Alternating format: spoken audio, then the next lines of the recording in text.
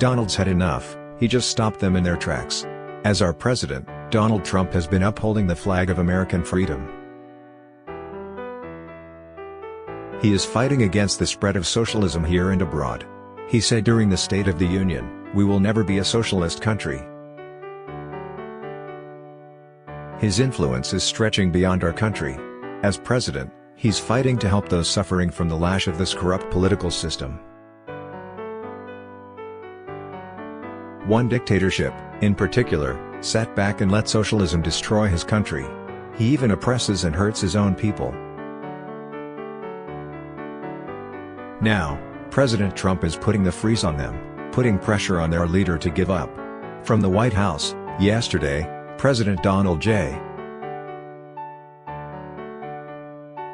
Trump signed an executive order blocking property of the government of Venezuela. This executive order blocks all property and interests in property of the government of Venezuela that are within the jurisdiction of the United States. Boom. President Trump just froze the assets of the Venezuelan government within the United States. His new order blocks all property and interests in property of Maduro within U.S. jurisdiction. Trump's also imposing sanctions on anyone that supports Nicolas Maduro. That includes any American foolish enough to offer support to a dictator that has plunged Venezuela into ruin. Sanctioned persons will be denied entry into the U.S. Any property or assets in this country that these people will try to cash in on will be denied. Maduro conned the people of Venezuela into installing a socialist regime. He, like many Democrats in the U.S., promised a new age of prosperity, as long as he was in charge.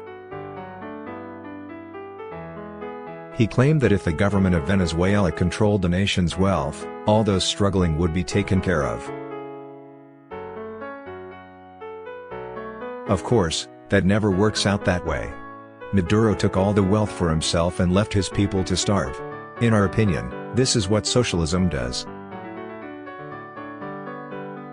It destroys the free market, takes all the wealth from the people, and leave the nation crumbling. Show us a place where socialism has worked. From what we can see, it only creates massive poverty, as those in power get richer and fatter. What's really amazing? Maduro refuses to even try to turn his mess around. President Trump supports interim President Juan Guaido and his government seeking to save Venezuela. But Maduro and his allies refuse to give up power. So, our president is making sure these crooks can't get any help from our resources or property.